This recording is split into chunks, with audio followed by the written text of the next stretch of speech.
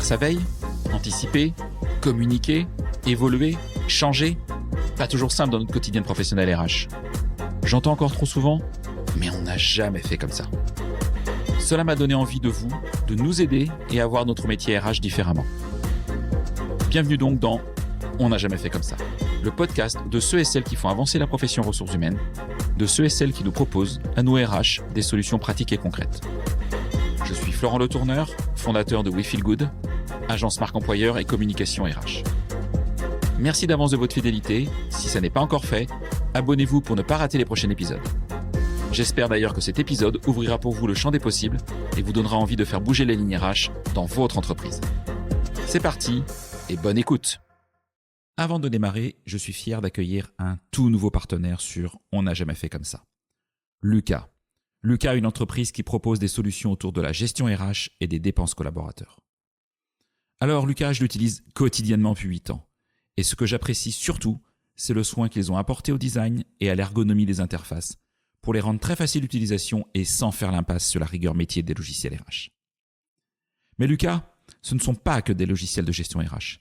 C'est aussi une entreprise atypique, indépendante d'esprit et qui n'hésite pas à expérimenter des pratiques managériales hors du commun. Et c'est sans doute ça qui m'a plu.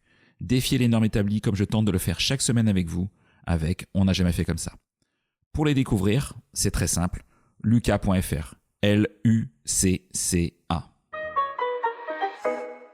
Hello à toutes et à tous et bienvenue pour ce nouvel épisode de On n'a jamais fait comme ça. Et oui, c'est le premier épisode de cette nouvelle année 2024. Et pour cet épisode, nous allons parler des tendances RH qui nous arrivent en 2024 et peut-être les années suivantes. Avant toute chose, je vous souhaite à toutes et tous une belle année 2024, que ce soit bien sûr personnellement, mais aussi professionnellement avec des projets RH passionnants. Alors donc aujourd'hui, je suis ravi d'être invité par Stéphanie Villejoubert, directrice des ressources humaines, de la RSE et de la communication de Cyrrhadel. Bonjour Stéphanie. Bonjour Florent, bonjour à tous et bonne année 2024. Merci d'être avec moi Stéphanie. Alors Stéphanie aussi est présidente de la NDRH Bretagne-Est et elle nous reçoit dans ses chouettes locaux à Rennes. Vraiment un grand merci Stéphanie pour ton invitation. On se connaît depuis de nombreuses années via la NDRH en particulier. Et je te souhaite également de tout cœur une excellente année 2024. Merci Florent pour l'invitation. Je t'en prie. Alors pour commencer, Stéphanie, tout le monde te connaît pas, tous nos auditeurs et nos auditrices te connaissent pas. Est-ce que tu peux nous dire qui tu es, ce que tu as fait et ce qui t'a amené à devenir la DRH, la directrice de la RSE, la directrice de la communication de Cyrrhadel? Oui, donc moi je suis en fait une passionnée des RH, mais depuis très très très longtemps. Puisqu'en fait j'ai eu la chance très jeune de faire partie en fait d'un mouvement de scoutisme laïque. Donc c'était un groupe en fait une centaine de personnes dans lesquelles en fait j'ai pris des responsabilités managériales même si j'étais toute jeune, qui m'a fait en fait vraiment découvrir la passion du travail en équipe, de construire des projets ensemble en France et à l'étranger, et donc ça m'a vraiment donné ce goût pour l'humain d'une manière générale dans toute sa diversité culturelle aussi, et donc c'est, je dirais, le choix des ressources humaines est paru vraiment très naturellement du coup au moment de l'orientation. D'accord. Voilà. Oui, dès le départ. Dès le départ, je suis tombée dedans et puis après des études en fait en droit, à ce moment-là, il y avait assez peu de formation en fait dans les RH, ça apparaissait tout juste. Et vraiment, j'ai sauté sur l'occasion. Il y avait un petit concours à passer dans une université en fait pour une licence RH et je me suis dit mais ça c'est pour moi.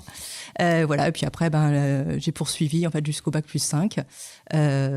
Donc vraiment très jeune en fait tombée dans les ressources humaines d'une manière générale. Et ensuite j'ai suivi un parcours en fait de tout début dans le recrutement. Très recrutement au départ. Oui, au départ, recrutement en région parisienne, d'où je suis originaire.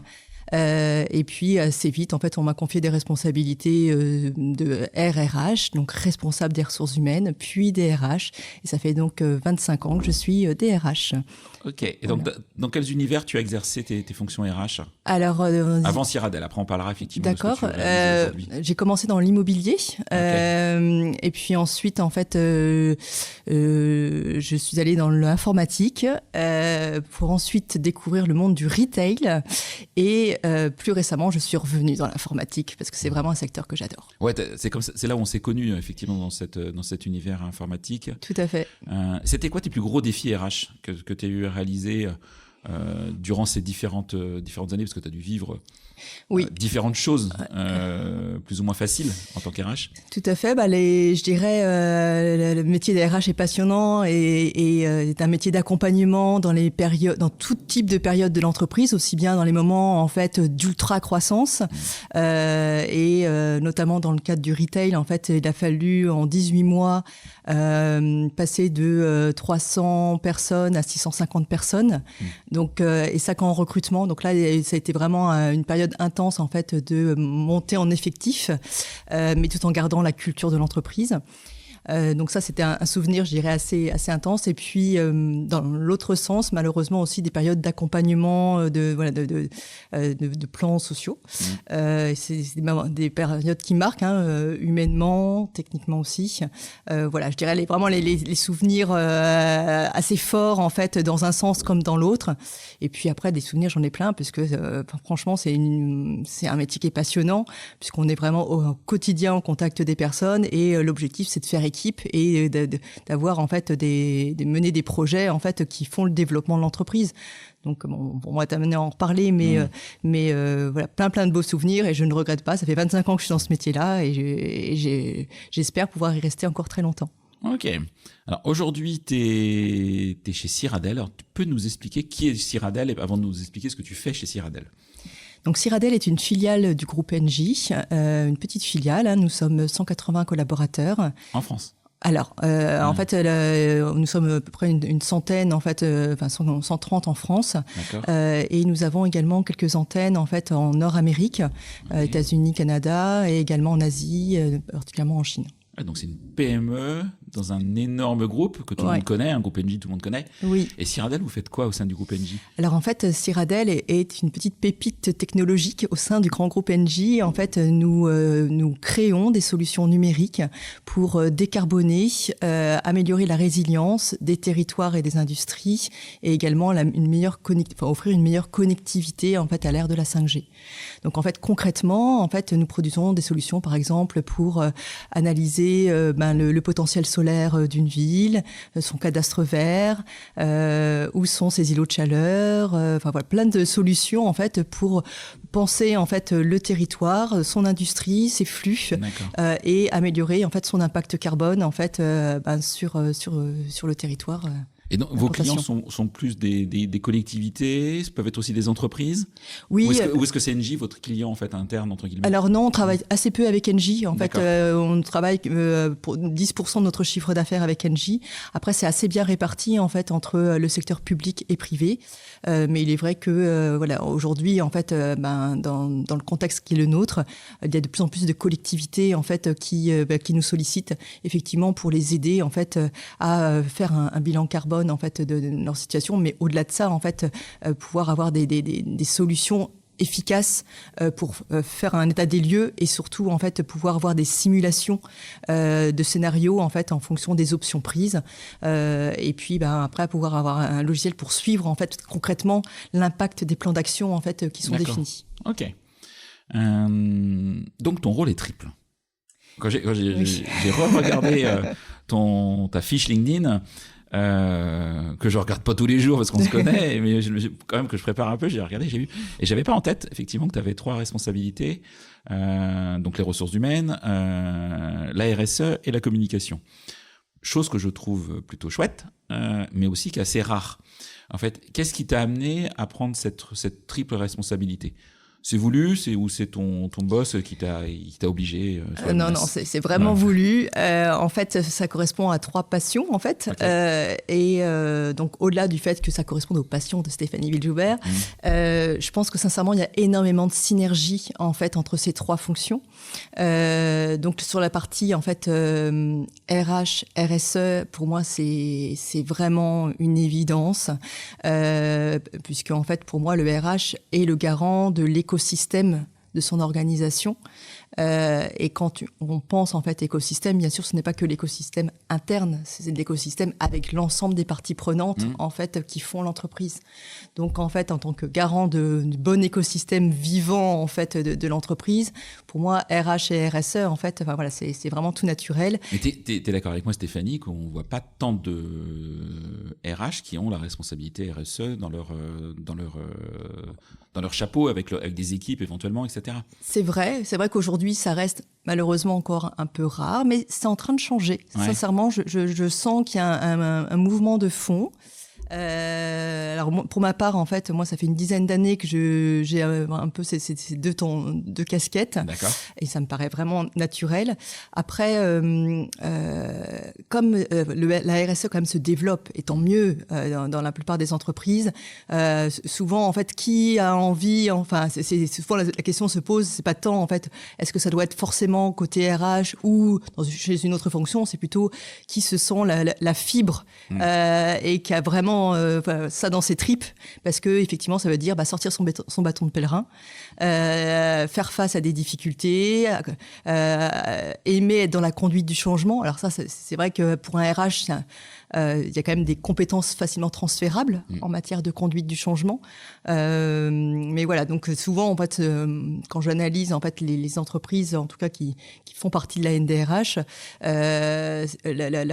qui occupe la fonction RH, soit c'est un poste en tant que tel de RSE, pardon, soit en fait c'est celui qui a, je dirais, la fibre et la vocation. Ouais. Voilà. Après sur la communication, c'est vrai que c'est aussi une composante importante pour moi, en tout cas de la fonction RH, que ce soit en communication interne ou en communication externe. Et donc ces compétences sont facilement, je dirais, transférables. Oui. Or la communication, en fait, c'est essentiel, surtout dans notre ère actuelle, pour faire savoir notre savoir-faire. Et donc, le fait d'être très proche du savoir-faire en fait des collaborateurs, c'est d'autant plus facile de le faire savoir, puisque voilà, on est au quotidien en fait dans ces sujets-là. En tout cas, moi, ça m'assure parce que je milite beaucoup pour que le RH soit aujourd'hui un communicant. Connaissent aussi les concepts marketing, etc. Voilà, sans être un marketeur, parce que c'est pas ce qu'on attend forcément de lui en priorité.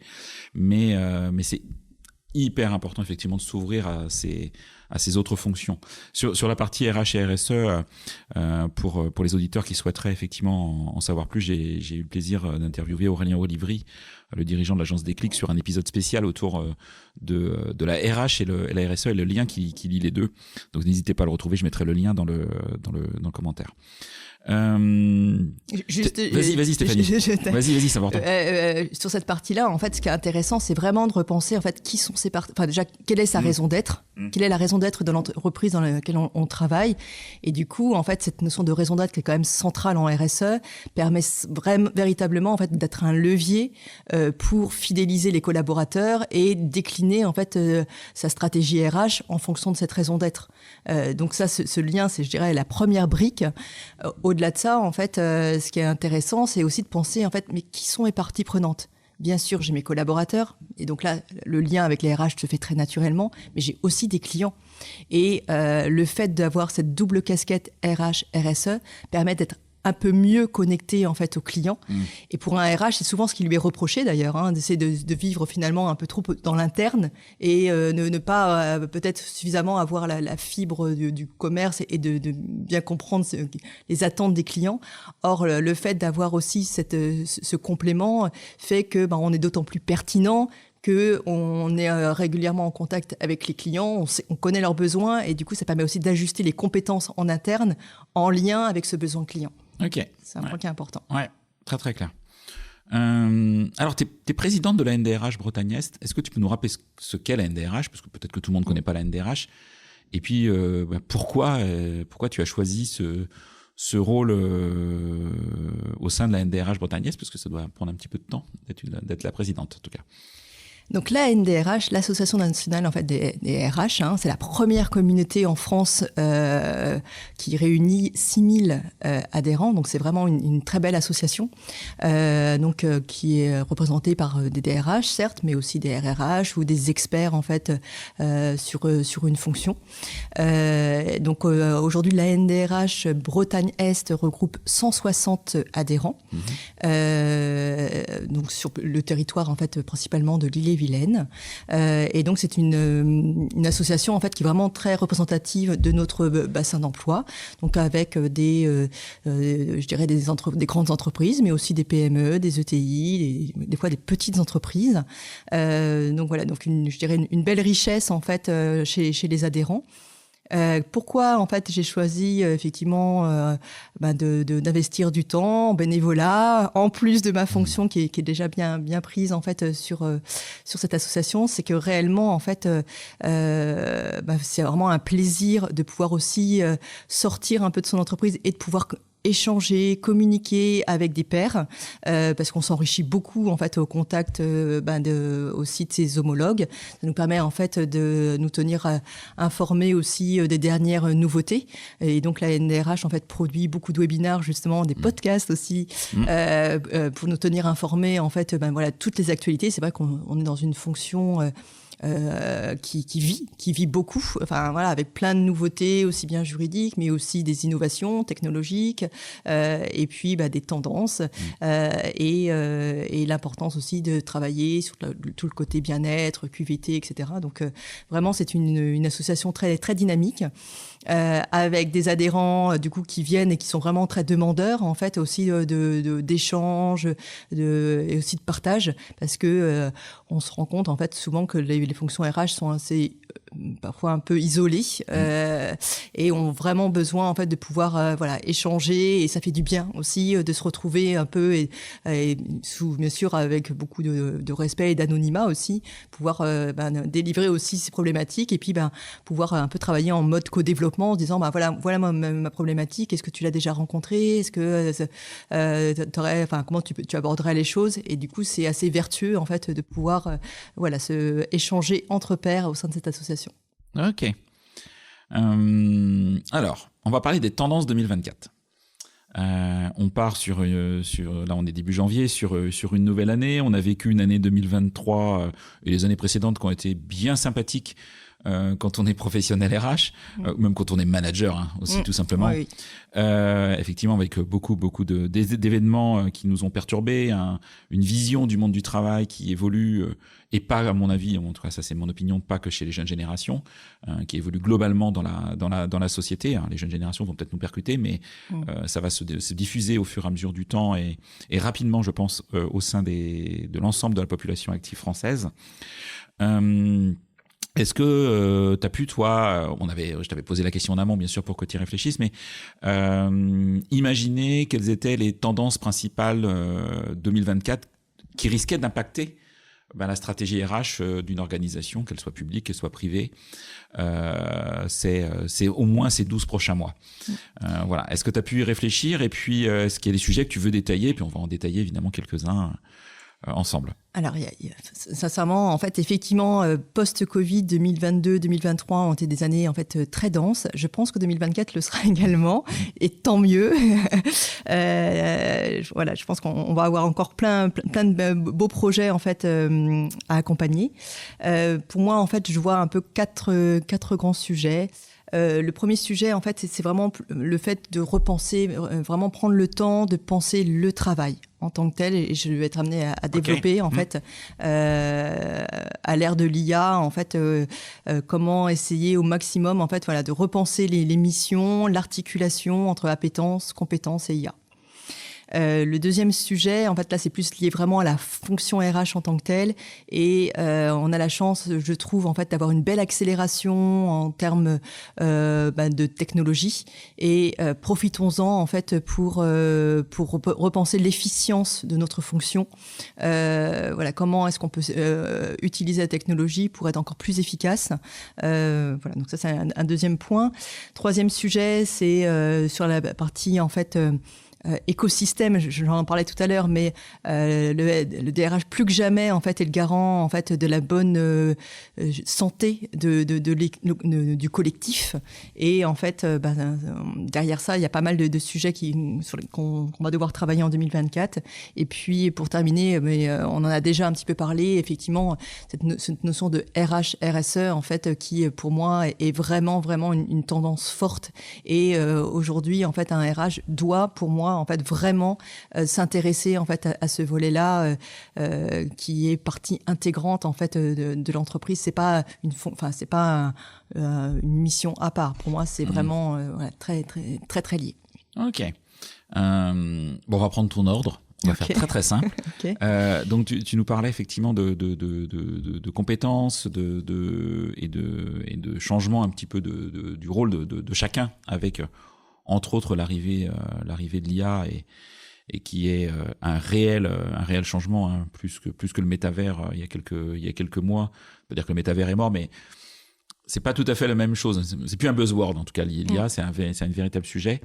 Quel impact tu vois pour la fonction RH et quelle nécessité aussi tu vois à nous RH, à nous collègues RH, de vraiment comprendre ce qui se passe et de s'intéresser à tous ces changements technologiques. Alors déjà, en fait, peut-être un constat. Aujourd'hui, en fait, c'est vrai qu'on est dans une période où, en fait, à passer la période post-Covid, je dirais qu'elle a été un peu euphorique pour pas mal de secteurs. On sent actuellement, en fait, qu'il y a quand même un petit tassement. Alors, c'est pas partout, mais certaines, en fait, industries, enfin certains secteurs, en fait, sont plutôt, en fait, en mode prudence, voilà, et ont des difficultés. Enfin, voilà, ont quelques difficultés.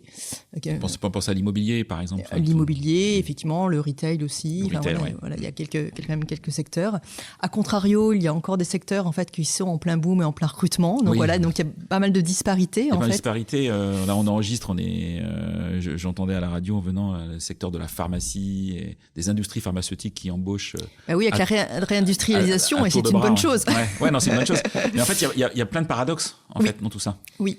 Donc voilà, donc il y a ces paradoxes. Il y a quand même aussi pour certains secteurs vraiment une pénurie de main d'œuvre qui est encore forte, avec une inadéquation en fait entre les compétences, les compétences qui nous sont délivrées par l'éducation nationale et puis comment est-ce qu'on peut derrière en fait les embaucher. Donc on voit qu'il y a encore des ajustements à opérer. En même temps, en fait, pas mal de quêtes de sens.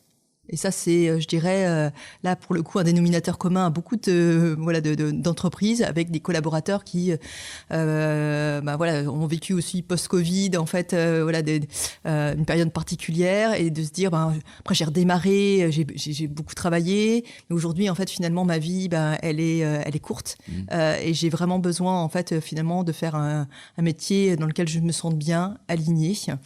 Et je pense qu'il faut que nous, en tant qu'RH, on entende vraiment ça. Pendant des années, on a parlé de la gestion des compétences, en fait, qui reste bien sûr un point important, mais pour moi, qui doit être qui doit être vraiment revisité à la lueur de l'appétence. Finalement, mon collaborateur, qu'est-ce qu'il aime faire ? Parce que en fait, d'expérience, c'est tellement plus facile en fait de partir de la base de ce que la personne aime faire. Et là, c'est assez facile de le former et de monter très, très vite en compétences versus, en fait, quelqu'un qui, n'a pas forcément d'appétence pour une compétence, mais parce qu'on lui demande, en fait, il faut qu'il le fasse. Donc, OK, on va le former, etc. Mais ça reste pas ce qui le fait vibrer, en fait. Et donc, du coup, on galère, nous, côté RH, et lui ne prend pas plaisir. Donc, c'est pas forcément très, très intéressant. Et je pense que en tout cas 2024 doit être une année en fait où on essaye d'aligner au maximum appétence et compétences. Ça veut dire aussi peut-être rebattre les cartes entre peut-être les traditionnelles fiches de fonction en fait où tout le monde doit bien suivre en fait sa ligne. Rentrer dans la case, à effectivement de se dire tiens, peut-être qu'effectivement telle personne occupe la même fonction que son homologue, mais par contre je vois bien en fait qu'il a une appétence particulière en fait pour telle thématique. Eh bien très bien, encourageons-le, reconnaissons aussi c'est finalement en fait c'est vrai plus qu'il apporte au collectif. Donc voilà, donc ça nécessite une individualisation en fait de la gestion des RH. Voilà, pour pouvoir vraiment aligner au maximum appétence, compétences. Voilà. J'aime bien ton mot individualisation, personnalisation, etc. Qui n'est pas toujours simple parce qu'on est dans une organisation, un cadre collectif. Il y a un cadre juridique, il y a tout un tas de choses effectivement, et puis c'est normal. Enfin, sinon c'est bien un petit peu compliqué. Et en même temps, il y a une véritable attente.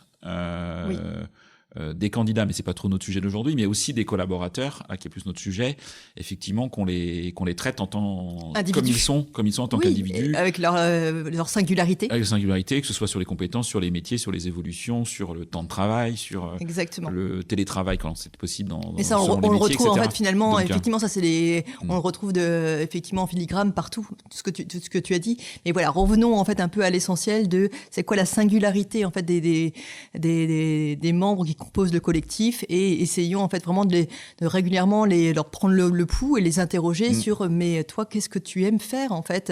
Voilà, donc ça c'est un sujet. Poussons un peu plus loin peut-être l'individualisation en fait de notre gestion des ressources humaines. Ce qui veut dire, après ça c'est mon opinion, tu as le droit de pas être d'accord, aussi de travailler auprès des managers de proximité, parce que c'est pas toujours facile pour eux complètement. Alors selon leur parcours, leur expérience, leur ancienneté. Moi je le vois avec mes clients, des fois des managers de proximité qui sont en entreprise depuis 30 ans, qui depuis 30 ans que managent dans cette entreprise, qui sont de très bons managers, enfin il n'y a pas de sujet, mais qui ont du mal effectivement à vivre ça, avec en plus un côté intergénérationnel qui peut s'étendre. Enfin, je sais pas comment tu perçois ça. Alors, sur l'aspect management en tout cas. Exactement. Et je crois que tu étais là en fait on a organisé il y a pas très longtemps un after work à NDRH en fait où effectivement les adhérents disaient spontanément en fait que vraiment leur gros sujet c'est le management de proximité parce qu'effectivement c'est pas simple d'être manager. Ça nécessite d'être très à l'écoute et en même temps garant d'un cadre et d'un collectif et des règles communes, mais tout en travaillant dans l'individualisation, effectivement, l'accompagnement de ses collaborateurs. Donc oui, je pense qu'au niveau RH, plus que jamais, en fait, on doit vraiment aider nos managers de proximité, en fait, à trouver ce bon équilibre. Et puis, j'aurais aussi envie de dire, alors, c'est peut-être un peu provocateur, mais est-ce que le manager aime manager ? C'est aussi ça, en fait, savoir aussi réinterroger, même si en France, en fait, traditionnellement, ça fait partie un peu de quand je suis bon, en fait, dans un domaine, alors je peux aspirer à devenir manager d'équipe. Combien d'entreprises, en fait, tombent encore dans ce panneau-là de se dire, c'est le meilleur technique, alors il doit devenir le manager. Non, pas du tout. Ou le meilleur commercial qui devient DIRCO. Exactement. Et on sait des fois que c'est pas forcément la bonne idée, quoi. Et voilà, et je pense que et puis on a le droit aussi à un moment donné en fait de changer d'aspiration. En fait, de manager un jour veut pas dire manager toujours. Et parfois ensuite on a des managers qui disent moi j'ai beaucoup donné, c'est aussi donner beaucoup d'énergie en fait à ses collègues que de manager. Et j'aspire en fait à une autre à peut-être me retrouver une autre voie dans l'expertise ou voilà. Donc c'est je dirais vraiment arrêtons de se dire que c'est le Graal absolu en fait. Et encore une fois, travaillons sur l'appétence en fait des managers. Qu'est-ce qu'ils ont envie de faire, et tant mieux. Donc, est-ce que c'est plutôt de l'expertise, est-ce que c'est plutôt du management, et si c'est du management, accompagnons-les effectivement pour leur donner un maximum en fait d'outils et de temps aussi, de temps de partage pour qu'ils se sentent bien en fait dans leur fonction. Donc des temps pour partager avec bien sûr leurs équipes, mais aussi encore une fois entre pairs. Il est vraiment important en fait que la ligne managériale soit d'une part bien formée, avec vraiment les formations en fait de base dans le management, la capacité à animer une équipe, l'art du feedback, toutes ces thématiques-là. et en même temps leur permettre en fait d'avoir des petits temps de co-développement entre collègues, managers. Déjà pour apprendre à mieux se connaître, et on sait que mieux en fait les connexions sont établies en fait entre managers, et du coup plus l'autorégulation s'opère et moins les directeurs en fait sont aussi sursollicités. C'est parce qu'il y a aussi ce sujet-là. Et puis par ailleurs en fait quel plaisir de pouvoir aussi partager ces problématiques. Des fois quand on est manager, on n'a pas forcément on n'ose pas parler à son N+1 de cette problématique, parce qu'on se dit je vais être jugé en fait sur ma capacité managériale. Si j'appelle la RH, peut-être que du coup je vais, je sais pas, ça peut être mal vu, j'en sais rien. Je peux passer pour quelqu'un de médiocre, peut-être. Oui, voilà. Bon, alors l'idée c'est bien sûr que nous en tant que RH, on établisse en fait suffisamment une bonne relation pour que ce soit pas cet esprit-là. Mais en tout cas, le fait de pouvoir aussi toquer à la porte en fait d'un collègue, c'est vraiment un point important. Donc voilà, donc travaillons en fait avec notre management de proximité, parce que c'est vraiment la clé de voûte en fait pour la bonne, je dirais, qualité de vie au travail dans nos entreprises. Ok. La deuxième tendance. Je reviens juste sur l'IA, parce qu'on a parlé de compétences, d'appétence, on n'a pas parlé d'IA. Et en fait, vraiment, c'est pour moi en fait peut-être ce qui va le plus impacter nos fonctions en 2024. On voit bien en fait que c'est une technologie en fait qui avance très très vite. Et moi, je pense que c'est plutôt une bonne chose.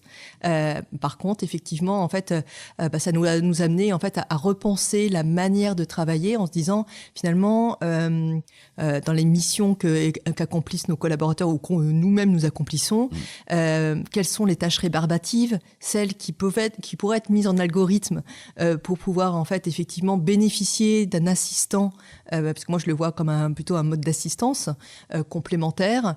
Et à contrario, là où il y a vraiment toute la richesse humaine, la créativité, je dirais l'émotion particulière en fait qui fait la singularité de l'être humain. Et dans votre métier, le temps consacré aux hommes et aux femmes, que ce soit des candidats, des collaborateurs, des managers, le CSE, toutes les parties prenantes avec les écoles, toutes les parties prenantes qu'on a, et d'être plutôt d'un métier où on était beaucoup dans notre bureau, quelque part, à sortir de notre bureau et aller à la rencontre d'eux. Et moi, j'aime bien ta vision de l'assistanat, en fait, parce que c'est effectivement un assistant qui nous aide et sur lequel il faut mettre de l'intelligence humaine et de la valeur là où elle est, quoi, en fait. Ouais. Donc voilà, sur la partie, et effectivement après ça me fera ma transition sur la partie efficience, mais sur la partie en tout cas de repenser le travail, je pense que c'est important en fait de aussi de se dire où sont les tâches répétitives, ou est-ce que il faut pas le voir comme un robot va me voler mon travail, mais pas du tout. Partout où on peut gagner en fait en efficacité et puis du coup en confort, mais par contre pour pouvoir réinvestir ce temps-là en fait vraiment sur des activités à forte valeur ajoutée. Et puis je termine juste peut-être sur cette partie de repenser le travail. C'est aussi au niveau RH pour moi avoir en fait une vision de compositeur. C'est-à-dire, en fait, on est dans la composition permanente de trouver la bonne équipe, la meilleure équipe au service de la stratégie de l'entreprise. Et donc, dans cette notion de composition d'équipe, c'est aussi bien la composition de l'équipe en interne, avec les mobilités internes possibles ou des choses comme ça, mais aussi avec l'externe. Encore plus, peut-être, dans les secteurs où il y a une nécessité de prudence particulière, d'aller trouver, finalement, le bon freelance, la bonne entreprise prestataire externe, pour pouvoir faire en sorte que, finalement, en fait, tout ce réseau de compétences internes, externes, puisse le mieux collaborer ensemble, au service de la stratégie de l'entreprise. Tu touches à un point qui est un cheval de bataille pour moi. J'en ai deux. C'est que la fonction RH soit au CODIR ou au COMEX de l'entreprise et pas rattachée au DAF qui lui-même est au CODIR ou au COMEX. Ça, c'est un premier combat que j'ai. Et deuxième combat, c'est effectivement le recrutement et les statuts. On pense souvent au CDI, au CDD, à l'alternance, les contrats historiques. Mais on peut recruter des freelances, etc. Mais encore malheureusement, dans beaucoup d'organisations, le recrutement des freelances est au service achat. Et la fonction RH n'est pas du tout impliquée dans ce sujet. Et avec les tendances que l'on voit d'1 million à peu près de freelances en France, et qui vont faire qu'augmenter petit à petit, ce sera pas un bouleversement, mais petit à petit. Mais quand j'entends des entreprises se dire j'arrive pas à recruter et se priver de compétences de gens qui sont freelance, qui aimeraient travailler 2-3 jours par semaine pour des organisations sur de la longue durée, mais c'est dommage, quoi. Voilà. Voilà. On est complètement d'accord. Et puis, en fait, finalement, aujourd'hui, en fait, on peut être freelance un jour, salarié demain et refreelance après-demain, parce qu'en fait, tout ça, ce ne sont que des statuts. Mais ce qui compte, en fait, c'est la compétence de la personne. Donc, je te rejoins à 100% en fait sur cette vision du dedans-dehors et le fait qu'il faut, en tout cas, être agile dans la composition en fait de nos équipes. En phase. Alors, tu voulais parler de l'efficience de la fonction, du coup. Oui, oui, effectivement. Parce qui était ta deuxième tendance marquante. Tout à fait. En fait, aujourd'hui, eh bien, on se rend compte en fait qu'il y a encore beaucoup de tâches administratives assez répétitives en fait dans nos fonctions RH. Voilà, je crée tout le dossier en fait d'embauche de mon nouveau collaborateur, les contrats, les avenants, les entretiens annuels. Enfin, voilà, il y a quand même encore pas mal en fait d'actions manuelles.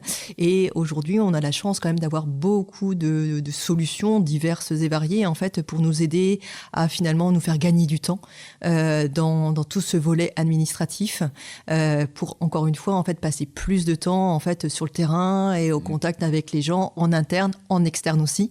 Et je vois encore trop d'entreprises en fait qui font tout à la main.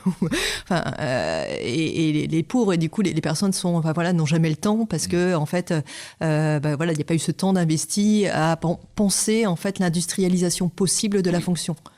Voilà. Donc ça c'est un point qui est important.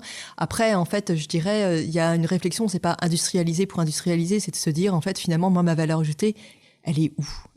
Quelles sont les attentes de mon entreprise, où est-ce qu'on y voit de la valeur?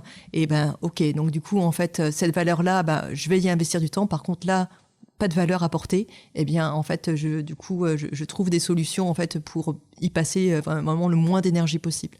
Ça, c'est une vraie réflexion, c'est assez sain en fait, hein, mais il faut prendre ce temps. Alors ça tombe bien, on est en janvier 2024, donc c'est aussi la période des bonnes résolutions. Du coup, en tout cas, prenons ce temps-là en fait de se dire pour mon équilibre personnel, pour l'équilibre de mon entreprise et pour en fait toute l'innovation qui est attendue, où est-ce que je dois investir en fait mon temps. C'est totalement en phase et je vais faire un petit moment. Important. La semaine prochaine, je vais sortir un épisode avec Vianney Thomas, donc l'épisode qui va sortir le 12 janvier avec Vianney Thomas, qui est le co-fondateur et le co-organisateur avec Thomas Chardin de l'événement HR Technologie France qui se déroule fin janvier 2024 à Paris. Et je vous encourage tous RH à aller, c'est gratuit, c'est juste top. Il y a des tonnes effectivement de conférences, de réflexions, d'ateliers autour de l'évolution de la fonction RH. C'est un des 3 thèmes qui a été retenu par ce salon.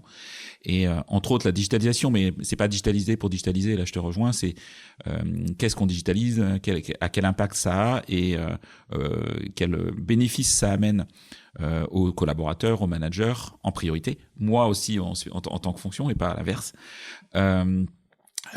Pour effectivement consacrer du temps à des choses plus intéressantes que voilà. Je vois encore des entreprises de taille conséquente qui n'ont pas d'outils de gestion de candidature, d'ATS, qui n'ont pas de SIRH digne de ce nom. Voilà, on est en 2024, ça me paraît juste le basique aujourd'hui. Et si votre dirigeant ou dirigeante ne veut pas investir sur ce sujet, soit vous le séquestrez, je sais pas, faites quelque chose, soit vous changez de boîte. Mais à un moment, il faut avancer. J'ai une autre solution. Je suis un peu radical. Florent. Mais pour moi, en fait, la solution, c'est de se dire, en fait, c'est quoi le ROI de la fonction RH? On va revenir à des basiques. Hein. Ouais. Et généralement, ça parle bien, en fait, à nos dirigeants.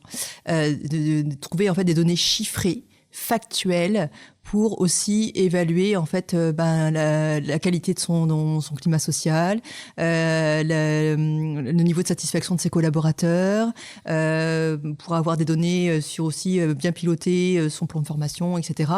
Et moi je crois beaucoup en fait à l'importance de la data en niveau RH. On n'en parle pas assez, on parle beaucoup d'humain, c'est vrai, c'est super important, mais il faut savoir concilier humain et data pour gagner en pertinence en fait et avoir un dashboard digne de ce nom en fait qui nous permette encore plus de gagner de la crédibilité, je dirais, en COMEX, puisqu'on va parler chiffres aussi.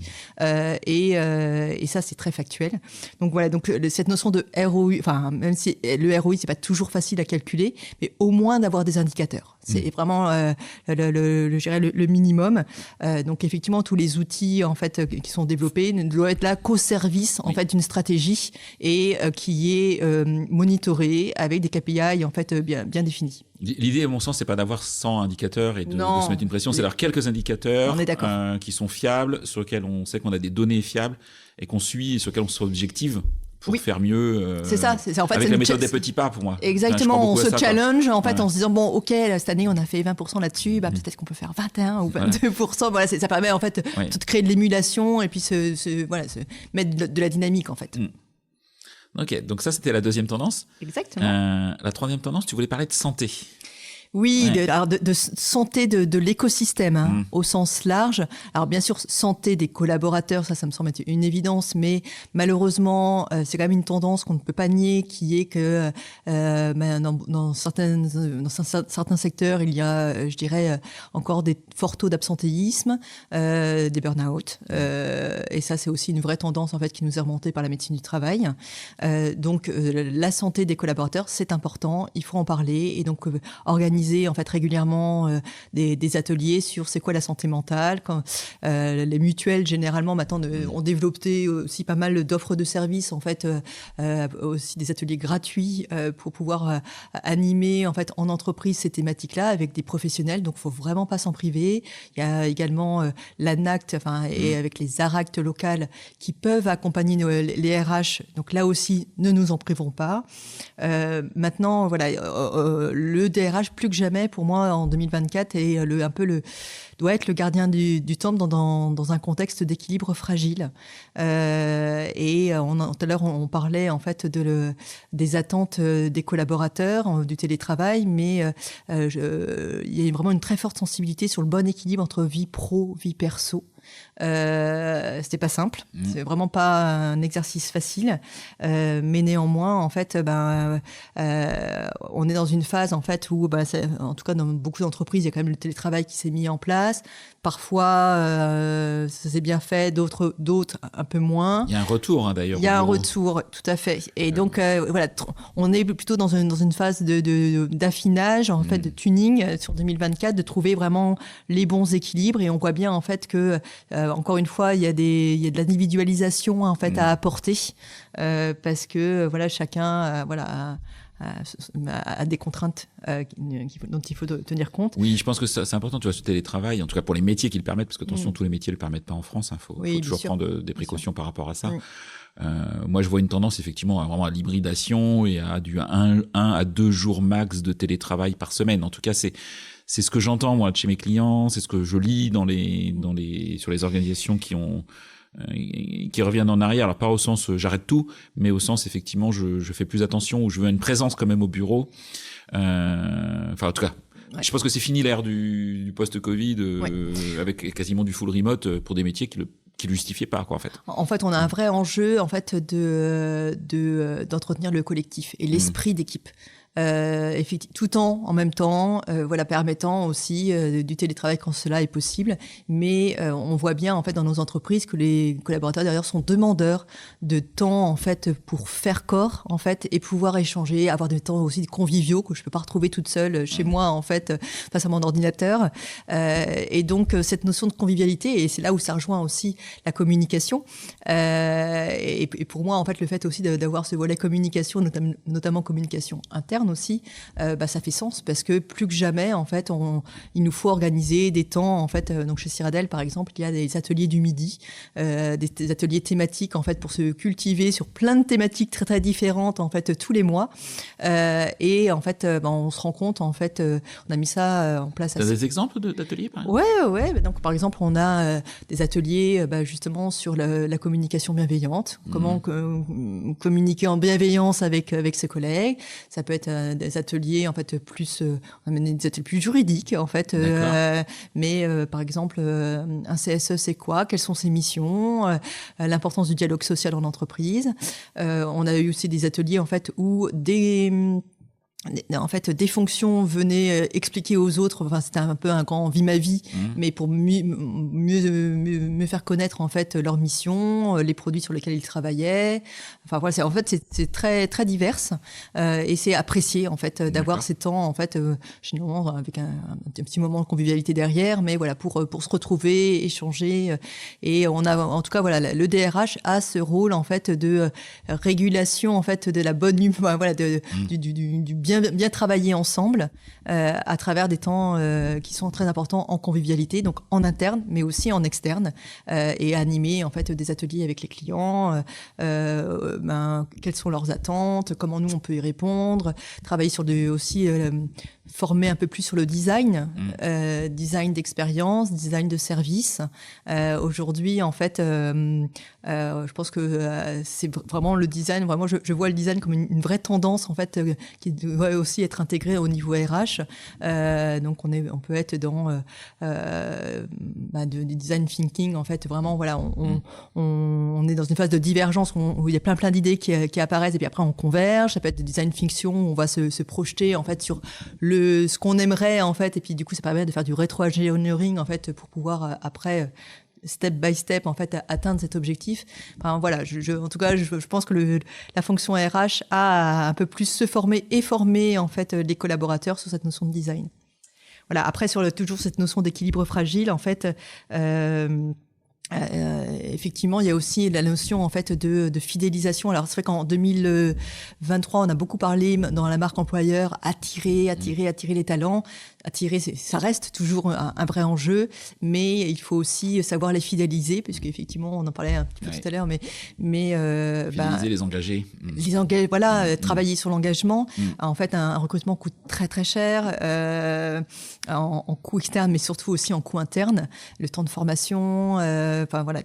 Et donc finalement, qu'est-ce que c'est ? C'est comme un client en fait.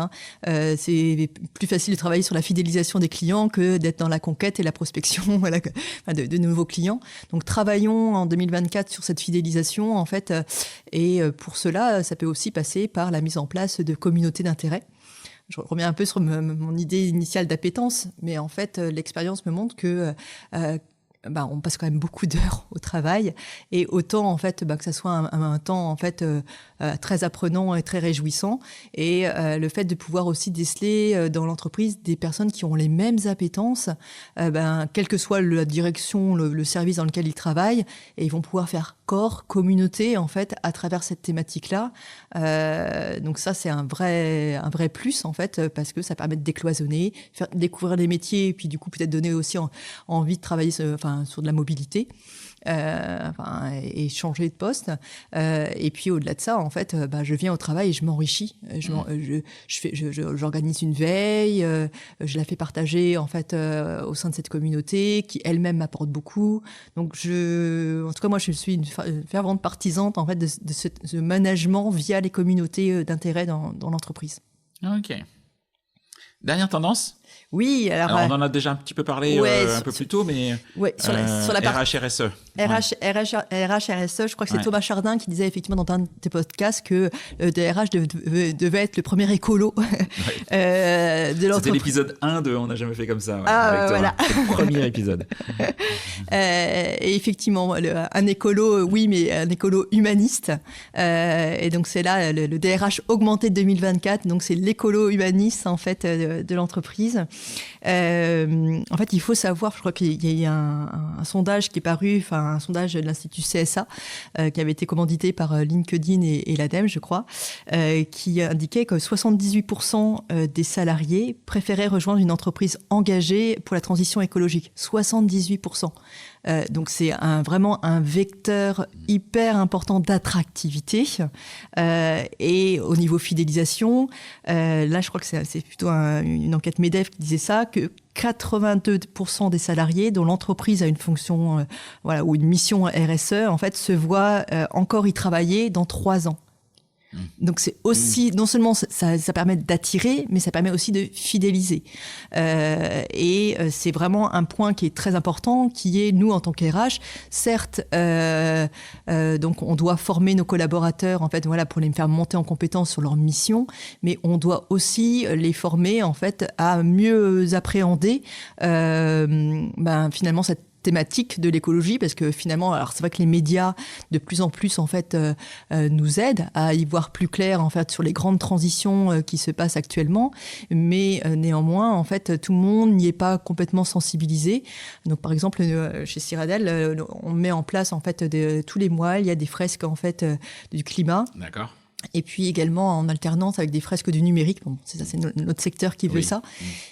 Mais il nous semble vraiment important, en fait, déjà que tout le monde ait, je dirais, le socle de sensibilisation minimale pour pouvoir après, en fait, mener des groupes de travail en interne pour voir comment s'améliorer, parce que voilà, toute entreprise a à s'améliorer, hein, en fait, en la matière.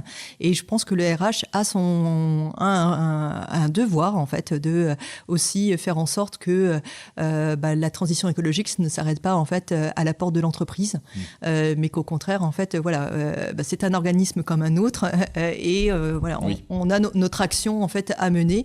On pollue, enfin voilà, l'entreprise pollue et donc comment faire en sorte de limiter notre impact en fait de ce point de vue-là. Donc ça c'est pour le volet écologique. Maintenant la RSE, donc responsabilité sociétale en fait de l'entreprise, c'est bien en fait quand on se situe en fait à l'intersection de l'écologie, mais aussi le social et l'économique. Donc ça, forcément, ça nous fait en fait travailler sur, alors naturellement en tant que RH sur le volet social, mais donc dans le volet social, c'est comment travailler en fait pour avoir une politique encore plus inclusive, diverse, donc tout le volet de diversité-inclusion qui est important et sincèrement qui fait vraiment, qui crée de la valeur. Qui crée réellement de la valeur, plus on va travailler avec des personnes en fait qui sont différentes de nous, qu'elles soient porteuses d'un handicap, d'une culture différente ou je ne sais quoi en fait, et plus on se rend compte qu'il y a des frictions positives qui s'opèrent et que ça c'est très très riche et ça crée de l'innovation dans l'entreprise. Donc cette notion de politique diversité inclusion en fait sur le volet social, elle est très riche et elle vient vraiment alimenter en fait notre politique RSE. Puis sur le volet économique, encore une fois, en fait, pour moi, le RH, c'est vraiment un business partner qui a accompagné en fait sur ce volet-là et comment finalement la mobilisation des compétences en interne peut créer encore plus de valeur au service de nos clients. Et donc, on a un vrai rôle à jouer en fait pour de mise en lien en fait entre les clients et les collaborateurs.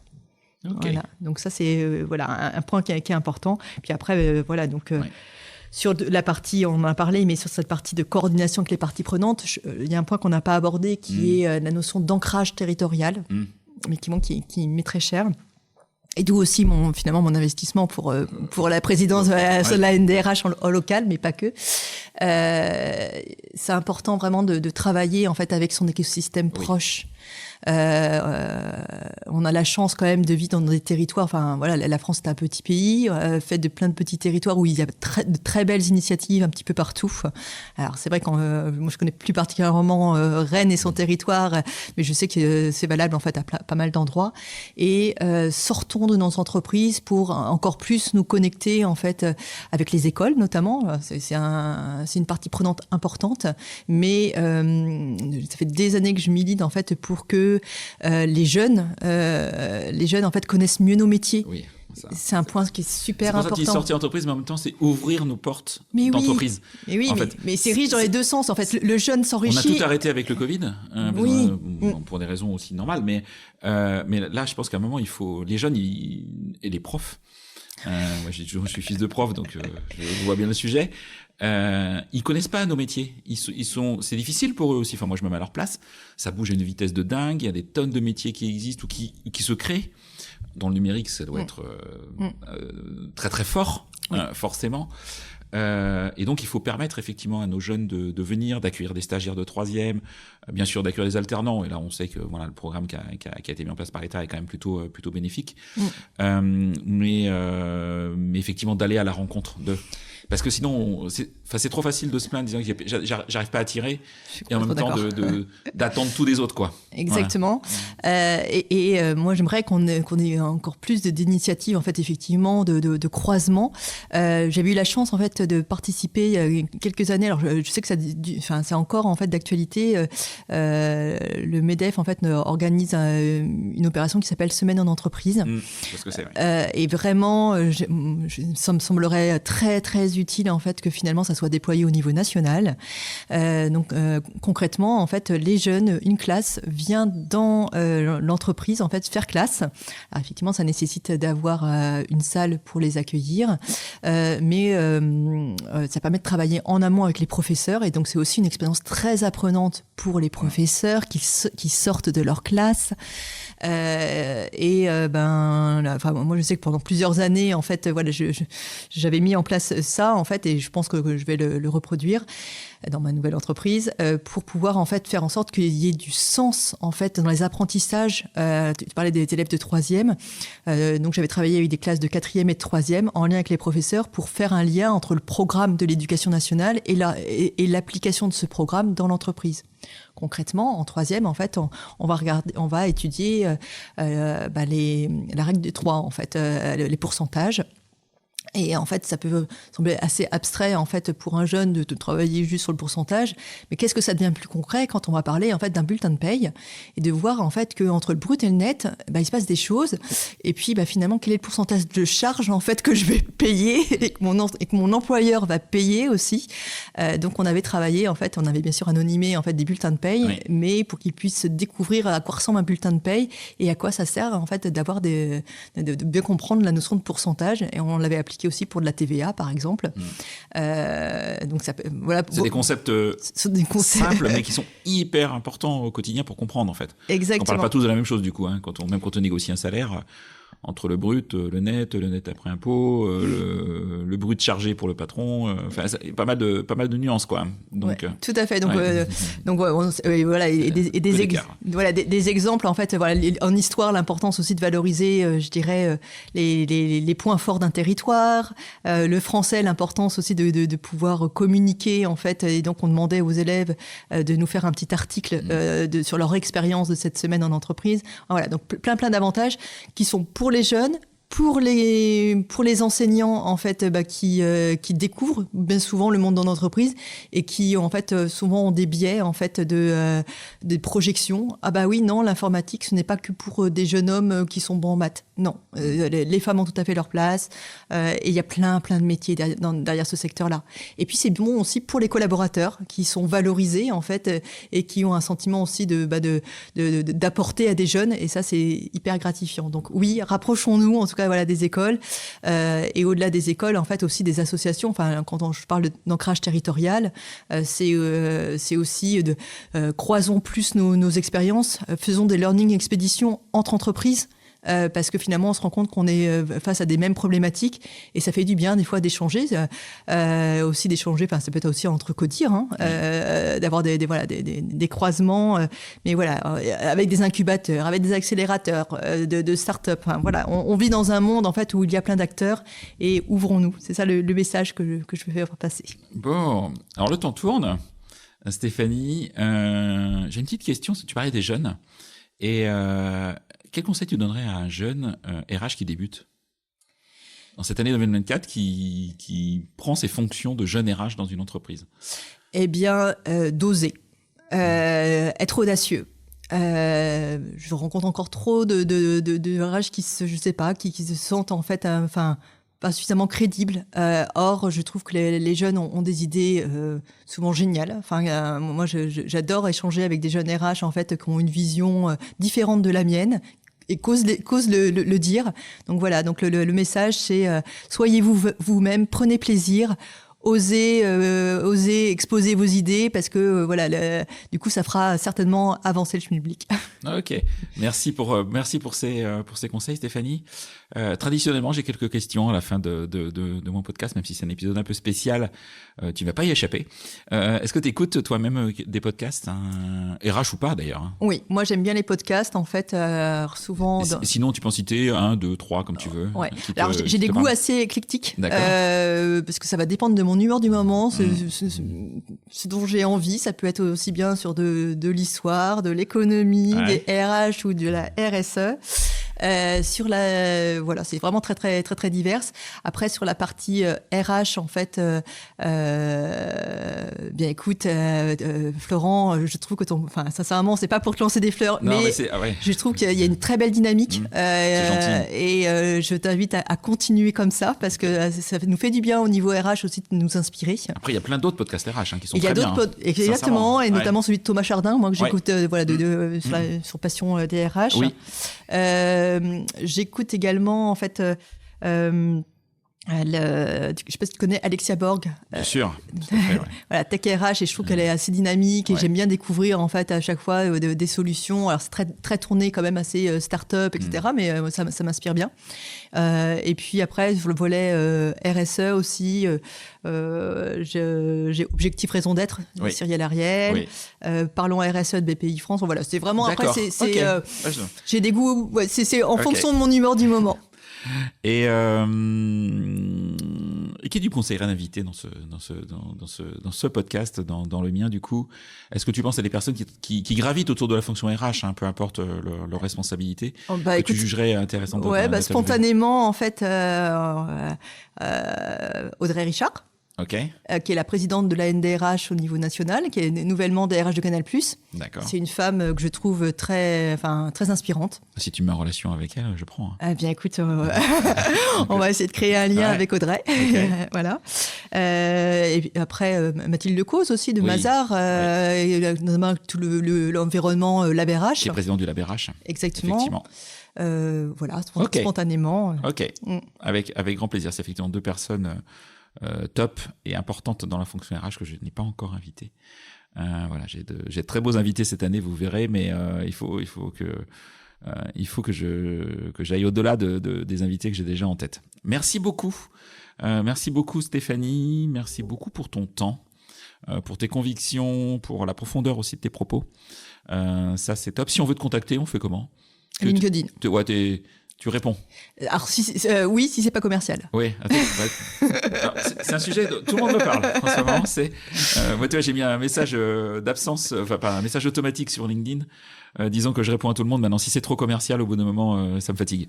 Voilà. Donc, j'ai rien contre les commerciaux parce que moi-même, je vends des choses, mais faut le faire avec justesse. Et je vois bien aujourd'hui la difficulté qu'ont les RH qui sont sursollicités par des tonnes de gens qui veulent juste bien faire, ils font leur travail. C'est pas ça le sujet en fait. Non, moi je leur en veux pas, je le comprends, mais c'est vrai que. Mais c'est vrai que vous avez il y a des tonnes de sociétés qui gravitent autour du monde RH qui est maintenant beaucoup plus large.